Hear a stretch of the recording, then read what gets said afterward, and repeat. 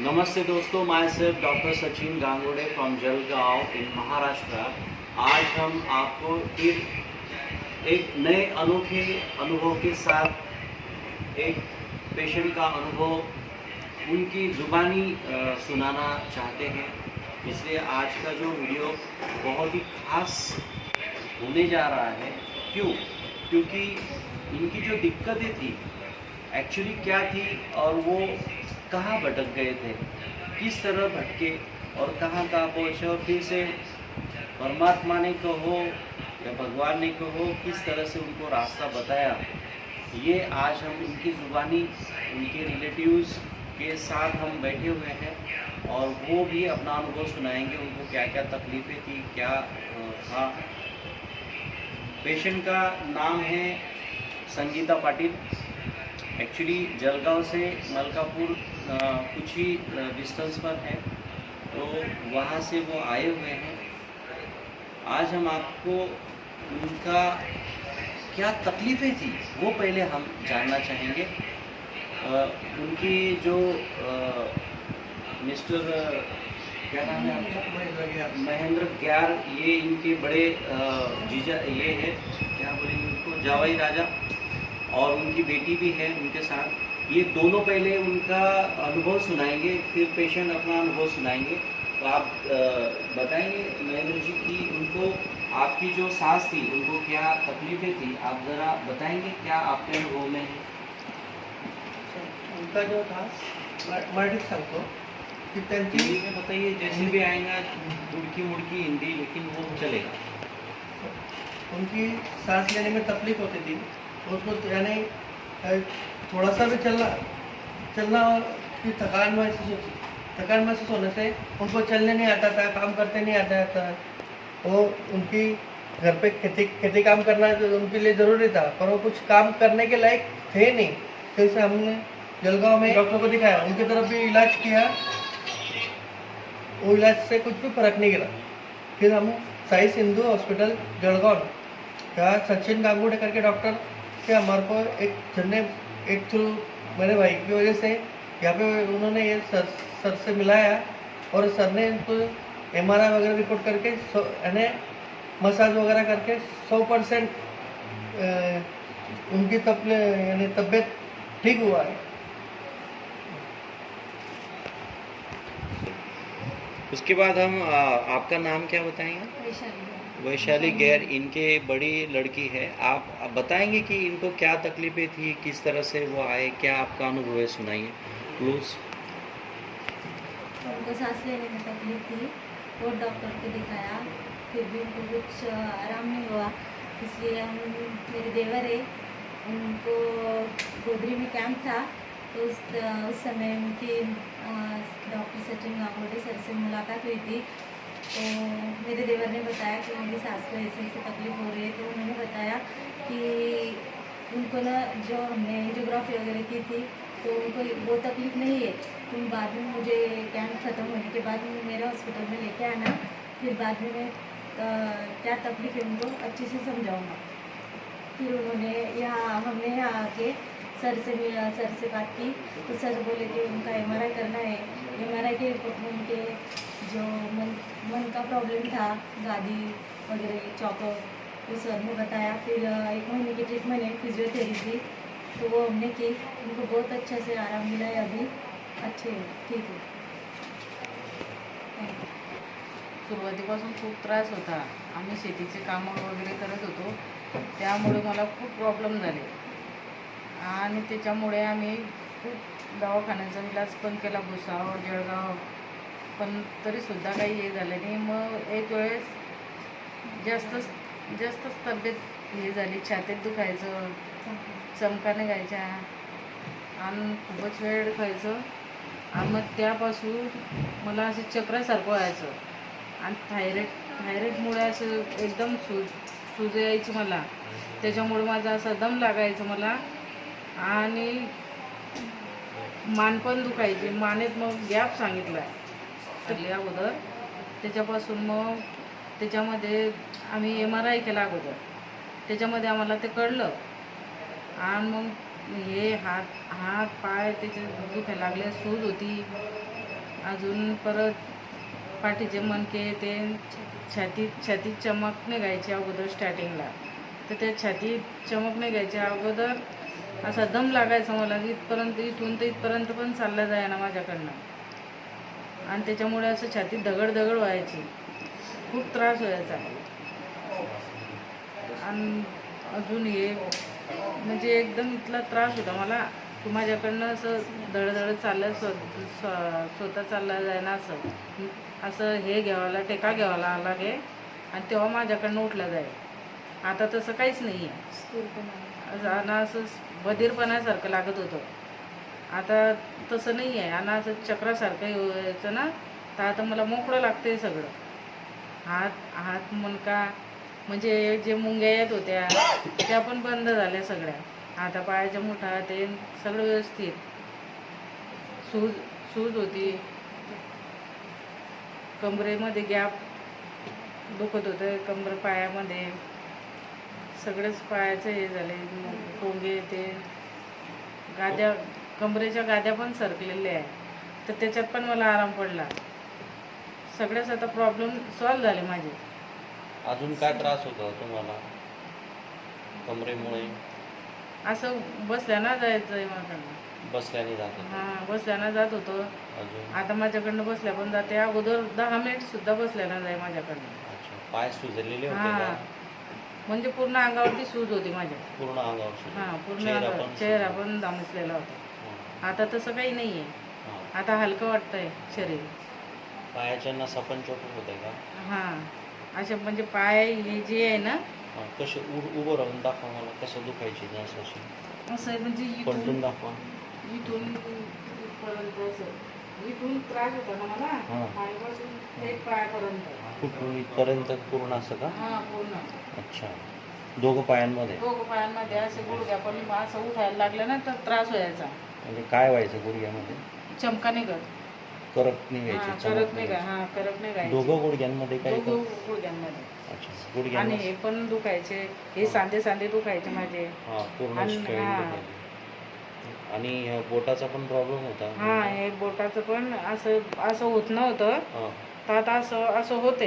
हां. नाही तर असंच राहायचं ते बोट. खटकन खटकन वाजायचं, अटकायचं ते. आता नाही आहे सुजलेलं बी तसं. होतं ते. हां, आता सूज आणि पूर्ण सारखी ठणक चालायची ना? हां. हम्म. आता ते बरंचसं कव्हर झालं. आणि माझे डोळे पण दुखायचे. डोळे दुखायचे, हम्म. डोकं जड पडायचे. हां, अजून अजून काय होत होतं? असं छातीमध्ये दगड व्हायची. धडधड व्हायची हां. छातीमध्ये. कळा पण निघायच्या आता का? मी कुठपर्यंत पण चालते पण अशी मला हे लागत नाही, धाप नाही लागत. पहिले धाप लागत होती. हां. म्हणजे असं वाटत होतं की जसं काय हृदयाचाच हां, त्रास आहे. हां, दगड सुरू व्हायची. श्वास घ्यायला पण काही श्वास त्रास घ्यायला होता का? त्रास व्हायचा. श्वास घ्यायला त्रास हां. व्हायचा का? हां. अच्छा. श्वास घ्यायला जेव्हा त्रास होतो तेव्हा काय काय अनुभव व्हायचा तुम्हाला? म्हणजे असं हातपाय असे थंडेगार पडून जात, घाम यायचा. हां. आणि अजूनपर्यंत म्हणजे मग ते थायरॉइडची गोळी जर एखाद्या वेळेस नाही घेतली मी, हां. ते एकदम मला त्रास व्हायला लागायचा. हो का? मग ते गोळी घेतल्यानंतर सकाळी थोडंसं starting बरं वाटायचं. हां. आणि परत मग असं अचानक एखाद्या वेळेस अशी तब्येत होऊन जायची माझी, हे ट्रीटमेंट करायच्या अगोदर हं. तुम्हाला सूट पण नाही राहायची. अच्छा, एकदम असं याच्या घाबरल्यासारखं व्हायचं. अच्छा. आणि मग ताबडतोब दवाखान्यामध्ये नेत, तेव्हा माझं असं किती वेळा तुम्हाला 2 वेळेस झालं. 2 वेळा दवाखान्यात ॲडमिट करावं लागलं का?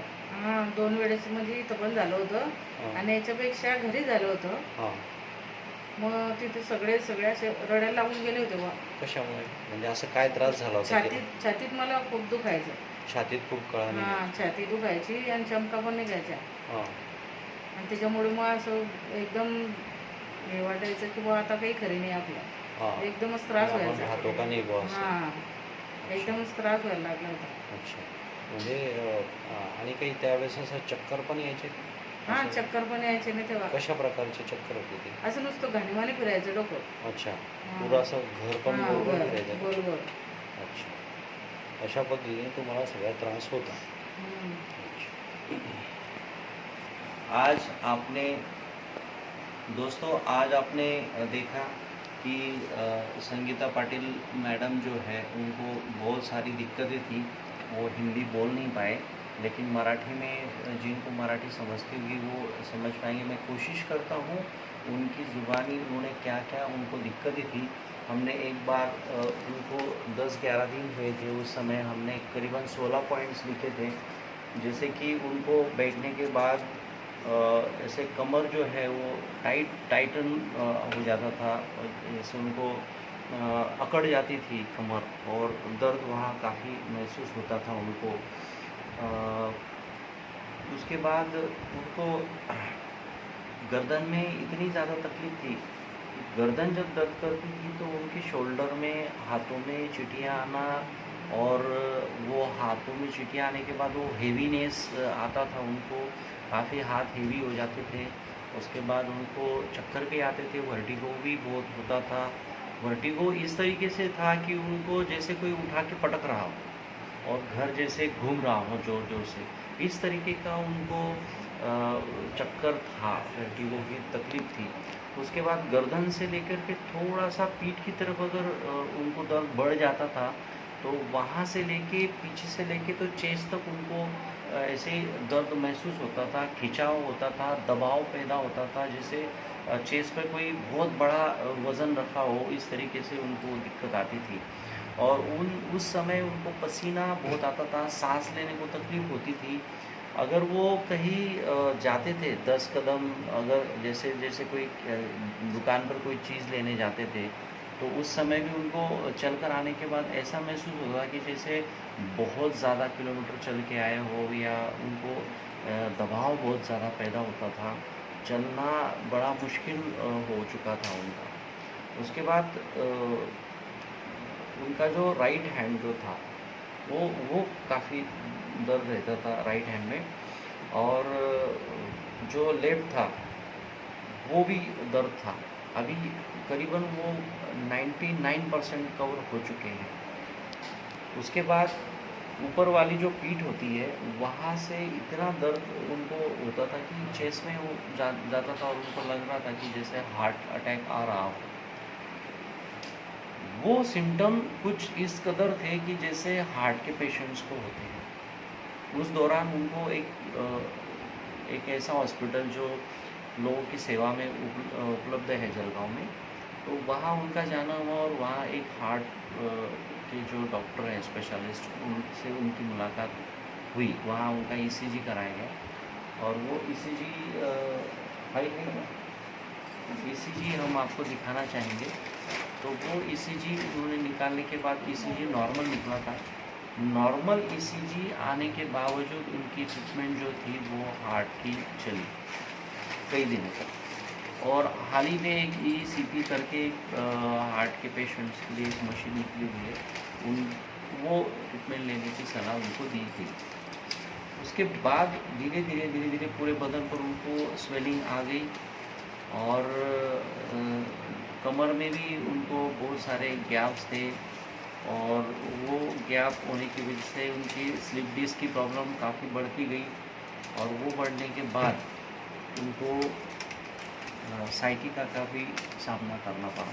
साइटिका में दोनों पैरों की नसें उनकी चौकअप हो चुकी थी, और उसके बाद फिर उनको पिंडियों में ऐंठन आना, पूरे पैरों में चींटियाँ आना, पूरे पैरों में सूजन होना, पूरे पैरों में बधिरता आ जाना, हेवीनेस आ जाना, इस तरीके की प्रॉब्लम्स आने लगी। फिर तो उनको ऐसा हुआ कि वो 5-6 कदम भी बड़ी मुश्किल से चल पा रहे थे। अब ये जो ईसीजी की बात चली थी, ये ईसीजी आप देख रहे हैं, इस कदर ये ईसीजी जो है आप देख सकते हैं, वो नॉर्मल रीति से आया हुआ था। और उसके बाद जो है हम लोगों ने भी उनका ईसीजी, मेरे पास आज ये देखिए यहाँ ये ट्रीटमेंट उनकी चली, इसमें उनको हार्ट की ट्रीटमेंट लिखी हुई है, हार्ट के मेडिसिन्स लिखे हुए हैं, और कोरोनरी एंजियोग्राफी उनका करवाया गया। तो कोरोनरी एंजियोग्राफी भी उनका नॉर्मल आया हुआ था, लेकिन फिर भी ये देखिए उनका एंजियोग्राफी किया गया है। इस कदर ये रास्ता जो है वो धीरे धीरे उनका स्पाइन से लेके हार्ट की ओर टर्न किया गया, और वहाँ और एक ECG ये निकाला हुआ था, उसका भी यहाँ रिपोर्ट देख रहे हैं। यहाँ रिपोर्ट जो है वो दिखा रहा है साइनस रिदम, है ना, ये भी जो है हार्ट से रिलेटेड नहीं दिखा रहा है। उसके बावजूद अगर कोई हार्ट की ट्रीटमेंट दे तो ये बड़ा ही अलग चीज़ हो जाती है। तो खैर उसके बाद हमारे पास आने के बाद हम लोगों ने MRI कराया। MRI करने के बाद ये MRI हमने करवाया, उसमें उनको बहुत सारी यहाँ इम्प्रेशंस में हम देखेंगे बहुत सारी दिक्कतें उनको यहाँ दिखाई गई हैं। वो रिपोर्ट करने के बाद उनको यहाँ हेमेंजियोमा की वजह से D1 में और बहुत बड़ी दिक्कत थी, हेमेंजियोमा भी था उनको, जो स्पाइन में सिस्ट बन जाती है, और कंप्रेशन जो था, नर्व रूट्स थी, ये सब दिखाया गया है यहाँ पे। डिस्क बल्जिंग हुआ है, एक्सट्रूजन हुआ है, प्रोट्रूजन हुआ है, इंडेंटिंग ऑन एंटीरियर सबार्कनॉइड हुआ है, वहाँ space compressing bilateral neural foramen and compressing nerve roots, ये रिपोर्ट है उसका। सबसे इम्पॉर्टेंट चीज़ ये जो है वो हेमेंजियोमा की बड़ी खतरनाक होती है, जिस पर हमें बहुत ज़्यादा सोचना चाहिए। इम्प्रेशन में जो दिखाया गया है रिपोर्ट में, वो आपको हम पढ़ के सुनाएंगे। इम्प्रेशन में cervical canal stenosis at C4, C5 and C5, C6 disc level as described above, जो ऊपर बताया गया है उसके अनुसार उन्होंने यहाँ दिखाया गया है। Lumbar canal stenosis at L3, L4, L5, S1 disc level with neural foraminal stenosis and neural compromise at L4, L5, L5, S1 disc level as describe above. तो ये जो कंडीशन है वो है L5S1 लेवल की, जहाँ डिफ्यूजन सर्कमफेरेंशियल दिखाया गया है, डिस्क बर्थ दिखाई गई है, central and left foraminal disc protrusion दिखाया गया है। L4, L5S1 में लंबर इंटरवर्टेब्रल डिस्क बताई गई है, वहाँ भी सर्कमफेरेंशियल डिस्क बल्ज बताया गया है, वहाँ एग्जिटिंग नर्व रूट्स कंप्रेशन बताया गया है। तो इस तरीके का ये MRI रिपोर्ट हम देख रहे हैं। यहाँ सर्वाइकल का ये रिपोर्ट है, ये सर्वाइकल की फिल्म आप देख रहे हैं, नज़दीक लेकर के आप देख सकते हैं। फिर उसके बाद आपको यहाँ हम दिखाएंगे, ये देखिए नंबर का जो MRI है, यहाँ हम देख सकते हैं ये स्टेजेस L4, L1, S1 की ये स्टेजेस आप देख रहे हैं। जो डॉक्टर्स होंगे वो इस चीज़ को समझ सकते हैं, मैं इस पर ज़्यादा बोलना नहीं चाहूँगा, या क्योंकि MRI तो हमने पढ़ ही लिया है। इस कदर बहुत बुरी कंडीशंस में ये थे, और यहाँ ज़्यादातर ऑपरेट का सजेशन दिया जाता है, और मैं आप सभी को ये कहूँगा कि ऑपरेशन जितना हो सके आप टालिए। विदाउट एनी ऑपरेट हमारे यहाँ जलगांव में साई सिंधु मल्टी स्पेशलिटी में हम बिना ऑपरेशन के ये सक्सेस पा रहे हैं, वो आप देख रहे हैं। यहाँ हम माता जी को पूछ सकते हैं कि अभी आपको क्या लग रहा है, आप बताएंगे क्या महसूस हो रहा है आपको? अच्छा लग रहा है, कितना अच्छा लग रहा है? बहुत अच्छा लग रहा है मेरे को। अभी आपने ये जो पूरा ट्रीटमेंट का कोर्स किया हुआ है तो उसमें बहुत अच्छा, माना कितना % अच्छा लग रहा है, कैसा? बहुत % अच्छा लग रहा है, माना 100% या 80% या 90%? 80%। 80% आप अच्छे हो चुके हैं। हाँ, अच्छा, आपकी क्या राय है, ये कितना % अच्छे हुए हैं? 90% अच्छे हुए। आपको क्या लग रहा है? 100%। 100% अच्छा लग रहा है, क्योंकि आपने जो कंडीशन देखी थी उस आज यानी 10 कॉल चलना उसके लिए उनके लिए मुश्किल था। हाँ। आज वो 5 किलोमीटर घर से या हॉस्पिटल से घर से चलते आ रहे हैं। अच्छा, अभी इन्होंने शायद कुछ प्रयोग भी किया, मुझे बता रहे थे कि वो बहुत लंबा ये तरीका अपनाना चाहिए, क्या ये करना चाहिए, बताइए आप। सर ने जो तरीका आजमाया वही तरीका सब लोगों ने आजमाना चाहिए, क्योंकि बिना ऑपरेशन करे सब कुछ ठीक हो सकता है, और सचिन गांगुड़े सर वो ठीक कर सकते हैं। रोते रहते हैं, दर्द होता रहता है, और ये दर्द ऐसा होता है कि हम किसी को दिखा भी नहीं सकते, क्योंकि एक आध बड़ी जख्म होती है तो हम दिखा पाते हैं तो सामने वाला भी समझ सकता है, लेकिन ये अंदरूनी बीमारी होने की वजह से, नसों से संबंधित और मनकों से संबंधित होने की वजह से ये हम किसी को दिखा भी नहीं पाते। तो उस वजह से कई घर वाले जो है उनका मिसअंडरस्टैंडिंग हो जाती है कि भाई पता नहीं हम ये डॉक्टर को दिखा रहे, वो डॉक्टर को दिखा रहे, वो डॉक्टर को दिखा रहे, इतने सारे हॉस्पिटल्स हम जा रहे, इतनी सारी मेडिसिन ले रहे, इतनी सारी फाइल्स बन जाती है इस बीमारी में, फिर भी ये बीमारी ठीक नहीं होती है। कई लोग तो छू-छा भी करने लग जाते हैं, धागा-धोरा भी बनाने लग जाते हैं इस बीमारी के अंदर। और कई लोग इतने परेशान हो जाते हैं, इतने परेशान हो जाते हैं कि वो हार मानकर फिर ऑपरेट करा लेते हैं। तो आप को इस बारे में खुशी होती है कि भई हमको ऑपरेशन से हम बच गए। अब ऊपर वाले का कितना शुक्रिया अदा करेंगे आप? बोलिए। बहुत सारा बिना ऑपरेशनामुळे मला गुण आला आहे डॉक्टरांचा आणि फार उपकार जाणते मी यांचे. कितना खर्चा हो सकता था?